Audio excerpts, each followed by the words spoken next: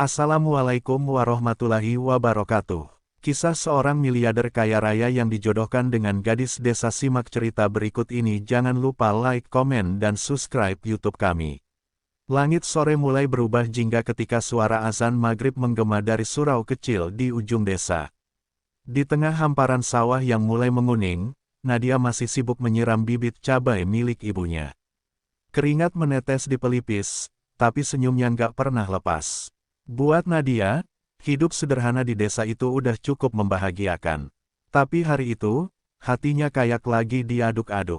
Soalnya sejak pagi, ayahnya udah ngasih isyarat mau ngomong sesuatu yang penting banget. Di ruang tamu rumah kayu mereka yang hangat, ayah Nadia duduk sambil mengelus janggut tipisnya. Ada segelas kopi dan tatapan serius yang bikin Nadia sedikit was-was. "Nak, kamu udah umur 24. Ayah rasa, udah waktunya kamu pikirin masa depan." Nadia cuma diam, ngerasa kalimat itu kayak awalan dari sesuatu yang dia nggak pengen denger. Ayah punya teman lama, sekarang dia pengusaha sukses. Dia punya anak, dan dia mau kenalin anaknya ke kamu. Nadia langsung kaku. Perjodohan? Iya. Suaranya pelan, tapi matanya penuh protes. Zaman sekarang masih aja mikirin jodoh kayak gitu. Hatinya mencelos. Bukannya dia nggak mau nikah, tapi dijodohin sama orang yang bahkan belum pernah dia lihat mukanya, itu kayak dilempar ke jurang gelap. "Nat, ini bukan soal kaya atau miskin. Teman ayah itu, Pak Dimas, dia miliarder. Tapi bukan itu poinnya. Dia bilang anaknya, Dimas Junior, susah percaya orang. Dia butuh seseorang yang tulus. Dan ayah lihat itu di kamu." Nadia berdiri dari duduknya, berjalan pelan ke jendela, memandang langit yang mulai gelap. "Ayah pikir, karena aku cuma gadis desa, aku cocok buat orang kaya yang takut dimanfaatin." Suaranya mulai bergetar. "Aku bukan alat, iya. Aku nggak bisa dijadikan pelarian buat orang yang takut cinta." Suasana jadi sunyi. Bahkan suara jangkrik pun kayak berhenti. Tapi ayahnya nggak marah. Justru ia berdiri dan memeluk bahu Nadia. "Justru karena kamu bukan alat, Nat, makanya ayah percaya kamu bisa jadi sesuatu yang berarti buat orang lain. Kamu boleh nolak, kamu berhak pilih jalanmu sendiri. Tapi jangan tutup hati sebelum kenal siapa dia." Kalimat itu pelan, tapi cukup menusuk. Nadia akhirnya mengangguk, meski hatinya masih ragu. Malam itu, ia tidur dengan mata terbuka, pikirannya berkecamuk. Di antara suara kodok sawah dan desau angin malam, ia tahu, hidupnya sebentar lagi akan berubah. Entah jadi mimpi, atau malah jadi luka. 3 hari kemudian, Nadia berdiri canggung di lobi Hotel Bintang 5 di pusat Jakarta. Tangannya terus menggenggam ujung tas rotan yang dibawanya dari desa. Ia mengenakan blus putih sederhana dan rok panjang batik kesayangannya. Di sekelilingnya, orang-orang berjalan cepat dengan pakaian mahal, aroma parfum mahal menguar di udara, semua terasa asing. Nadia ingin pulang, tapi suara ayahnya masih terngiang, "Kenali dulu, baru kamu putuskan." Seorang pria tinggi dengan jas abu-abu menghampirinya. Senyumnya sopan, matanya tajam, tapi tidak sombong. Nadia mengangguk. "Saya Dimas." Suaranya dalam, tenang, tapi ada jarak. Mereka duduk di kafe hotel itu, di antara kursi empuk, lilin kecil, dan musik piano yang terlalu elegan buat pertemuan dua orang asing. Dimas tidak seperti yang Nadia bayangkan. Ia tidak angkuh, tidak berusaha memamerkan kekayaan. Tapi justru itu yang membuat Nadia semakin tidak nyaman. Pria ini terlalu tenang, terlalu sempurna. Dimas memperhatikan Nadia yang lebih banyak diam. "Maaf kalau tempat ini terlalu mewah.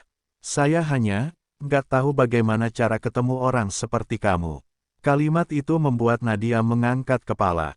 "Orang seperti saya." Nadanya penuh pertahanan. Gadis desa, sederhana, tidak biasa dengan lampu kristal dan piring porselen. Dimas terdiam sejenak, lalu tersenyum tipis. "Saya nggak bilang gitu. Saya cuma belum pernah ketemu orang yang nggak langsung ngomongin saham, mobil, atau koneksi politik." Obrolan mereka jadi lebih hangat. Dimas cerita soal kesepiannya di balik bisnis miliaran, soal wanita-wanita yang mendekatinya hanya untuk status. Nadia mendengarkan, tak menghakimi, tapi juga tak mencoba bersimpati. Lalu kamu pikir aku solusi dari kesepianmu? Tanya Nadia dengan lirih. Aku nggak sedang mencari pelarian, Dimas. Aku juga bukan proyek yang bisa kamu pelajari untuk merasa lebih manusia. Dimas tak membela diri. Ia justru menatap meja dan berkata, aku cuma pengen tahu, masih ada nggak sih orang yang bisa lihat aku sebagai Dimas bukan sebagai angka. Kalimat itu membuat Nadia diam cukup lama. Untuk pertama kalinya, ia merasa melihat sedikit celah di balik topeng pria sempurna di depannya, seseorang yang terluka. Malam itu, saat mobil hitam mengantar Nadia kembali ke penginapan, hatinya terasa aneh. Ia tak jatuh cinta, belum, tapi ia penasaran. Dan itu, bagi Nadia yang selalu menjaga jarak dari dunia glamor, adalah langkah pertama yang tak pernah ia rencanakan. 3 minggu setelah pertemuan pertama, Dimas datang ke desa Nadia. Bukan dengan mobil mewah atau rombongan asisten, tapi sendirian, hanya membawa ransel dan wajah canggung yang berusaha ramah. Saat ia tiba di rumah kayu sederhana keluarga Nadia, sang ayah menyambutnya dengan senyum lebar dan tangan penuh lumpur. Selamat datang di dunia kami, Dimas, katanya sambil tertawa. Nadia, yang baru keluar dari dapur, menatap pria itu dengan rasa tak percaya. Kamu, benar-benar datang. Dimas mengangguk. Katanya, kalau mau kenal seseorang, jangan cuma duduk di kafe dan bicara. Lihat dia di dunianya. Hari itu, Dimas mencoba ikut ke sawah. Sepatunya kotor, kemejanya terkena lumpur, dan ia hampir terpeleset 2 kali. Tapi Nadia tak tertawa. Ia justru diam-diam memperhatikan. Di balik semua kesan, bos besar, ada pria yang bersedia menanggalkan egonya hanya untuk mencoba mengerti. Dan itu, membuat jantungnya sedikit lebih berat berdetak. Malamnya, mereka duduk di beranda, menikmati jagung bakar dan teh panas.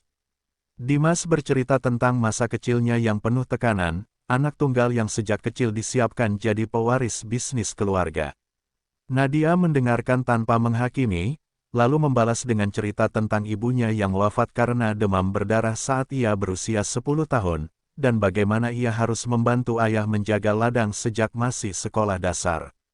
Aku nggak tahu rasanya tinggal di rumah lantai 3, tapi aku tahu rasanya menahan lapar supaya adik bisa makan duluan, katanya pelan. Hari-hari berikutnya seperti potongan film yang lembut, mereka menanam bibit bersama, berbagi nasi bungkus di pinggir sawah, hingga tertawa melihat Dimas belajar membajak sawah dengan kerbau. Untuk pertama kalinya, Nadia melihat Dimas tersenyum tanpa beban. Dan untuk pertama kalinya pula, Nadia mulai takut kalau semua ini hanya sementara. Sebuah kunjungan, bukan kehidupan nyata. Tapi sebelum Dimas kembali ke Jakarta, ia berdiri di bawah pohon jambu yang sedang berbuah. Nadia, katanya, aku datang bukan buat liburan. Aku datang untuk tahu, apakah aku bisa hidup di dunia kamu, bukan hanya kamu yang harus masuk ke duniaku. Mata Dimas menatap dalam, dan Nadia hanya bisa menunduk.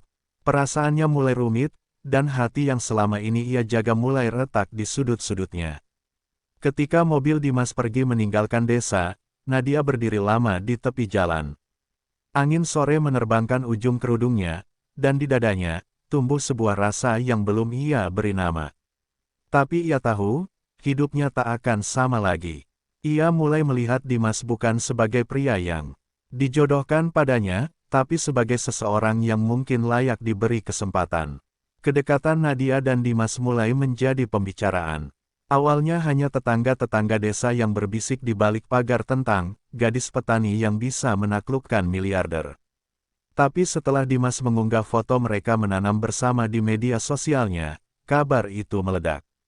Berita mulai beredar, putra tunggal Dimas Wirawan dirumorkan dekat dengan gadis desa. Nadia yang tak punya akun media sosial besar, mendadak jadi target sorotan dan komentar sinis. Puncaknya terjadi ketika seorang wanita muncul di kantor Dimas, mengaku sebagai mantan tunangannya. Namanya Maya, cantik, karismatik, dan seorang pewaris perusahaan periklanan besar. Maya melontarkan tuduhan di depan wartawan, bahwa Nadia hanya gadis ambisius yang memanfaatkan kesederhanaannya untuk meraih perhatian dan harta. Dia cuma akting jadi gadis lugu. Jangan tertipu. Video itu viral, dan nama Nadia digiring dalam arus kebencian yang bukan miliknya. Dimas langsung menelepon Nadia malam itu. Tapi panggilannya tak diangkat. Nadia sedang duduk di bawah pohon mangga, sendirian, menatap layar ponselnya yang terus berbunyi. Ia merasa kotor, bukan karena ia salah, tapi karena harga dirinya tercabik tanpa ia bisa melawan. Ia tahu ini dunia Dimas, dunia yang bisa membesarkan nama seseorang dalam sehari, dan menghancurkannya dalam sejam. Dan ia sadar, ia tidak siap. Pagi harinya, Nadia menuliskan surat untuk Dimas. Bukan lewat email atau pesan digital, tapi tulisan tangan di atas kertas bergaris, dengan tinta yang sempat basah karena air mata. Aku tidak marah padamu, Dimas. Tapi aku takut menjadi seseorang yang akan kau bela, hanya untuk kau tinggalkan ketika badai datang. Dunia kamu terlalu tajam buat aku. Mungkin, cukup sampai di sini. Lalu ia menitipkan surat itu pada sopir keluarga Dimas yang biasa mengantar bantuan ke desa. Dimas hancur saat membaca surat itu. Ia mencoba menenangkan Nadia, menjelaskan bahwa Maya hanya iri, bahwa semua itu tidak benar. Tapi Nadia sudah menutup pintu komunikasi. Aku butuh waktu, katanya singkat dalam satu-satunya pesan balasan. Dimas merasa kehilangan arah. Semua yang ia bangun, bukan hanya hubungan mereka, tapi kepercayaan yang perlahan tumbuh, kini retak. Di Jakarta, Dimas mulai menghilang dari publik. Ia menghentikan beberapa proyek besar, bahkan menolak tawaran kerjasama luar negeri. Teman-temannya mengira ia sakit. Tapi Dimas tahu, satu-satunya hal yang sakit, adalah hatinya. Dan di suatu malam, ketika ia kembali memandangi foto Nadia dengan latar sawah hijau, ia tahu satu hal, ia tidak akan membiarkan cinta seperti itu hilang hanya karena dunia terlalu bising. Pagi itu, langit desa mendung. Tapi bagi Nadia, cuaca tak lagi berpengaruh pada suasana hatinya. Ia kembali ke rutinitas semula, menyiram tanaman, membantu ayahnya di ladang, menyapa tetangga dengan senyum yang mulai terasa palsu. Sejak surat itu dikirim, tak ada hari tanpa rasa sesal. Tapi ia tetap diam, membungkam isi hati karena percaya, melepaskan seseorang yang ia cintai demi harga diri, lebih baik daripada mempertahankan cinta yang membuatnya terus diragukan. Tapi tak ada yang tahu bahwa pada hari itu, seorang pria berdiri di tepi jalan desa dengan pakaian lusuh dan wajah letih. Dimas datang, bukan dengan mobil hitam atau jam tangan mewah, tapi dengan langkah kaki yang membawa luka dan harapan. Ia tak mengirim pesan, tak menelepon lebih dulu.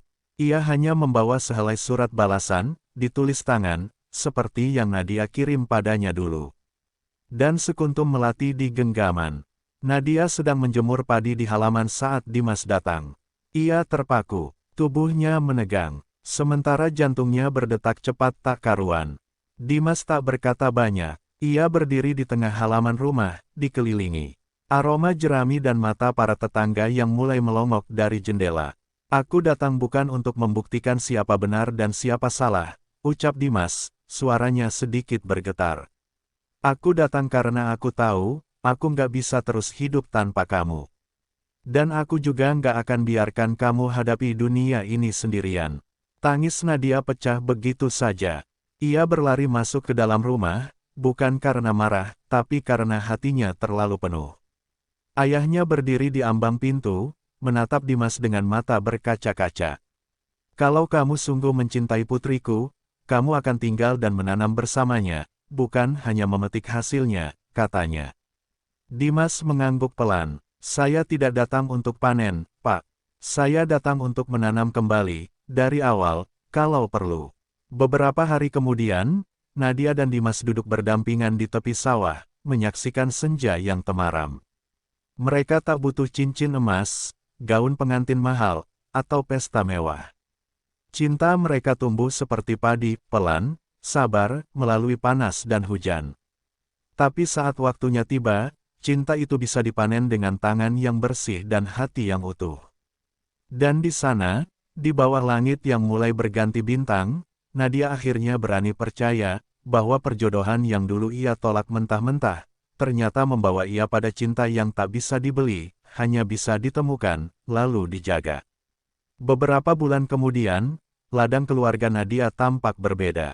Ada rumah mungil yang mulai dibangun di sebelah sawah, bukan villa mewah, tapi rumah sederhana yang dibangun dari cinta dan kerja keras. Dimas menetap di desa, membagi waktunya antara dunia bisnis dan pertanian. Orang-orang mulai melihatnya bukan sebagai miliarder dari kota, tapi sebagai menantu Pak Arman yang ikut panen padi tiap pagi. Nadia pun mulai menemukan kekuatan baru dalam dirinya. Bukan hanya sebagai gadis desa, tapi sebagai wanita yang mampu berdiri sejajar dengan pria hebat, tanpa harus mengubah siapa dirinya. Ia dan Dimas mendirikan program pelatihan pertanian modern untuk anak-anak muda desa, menggabungkan tradisi dan teknologi. Kini, mereka tidak hanya menanam cinta, tapi juga masa depan bagi orang lain. Suatu sore, saat senja memantulkan cahaya keemasan di permukaan sawah, Dimas menggenggam tangan Nadia. "Terima kasih, karena kamu tidak menyerah. Bahkan saat aku nyaris kehilangan arah." Nadia tersenyum. "Kita berdua pernah salah arah, Dim. Tapi lihat, Tuhan tetap menuntun kita pulang." Di mata mereka, tak ada lagi keraguan. Hanya ketenangan, milik dua hati yang telah memilih satu sama lain. Untuk semua penonton YouTube tercinta, terima kasih sudah mengikuti kisah ini dari awal hingga akhir.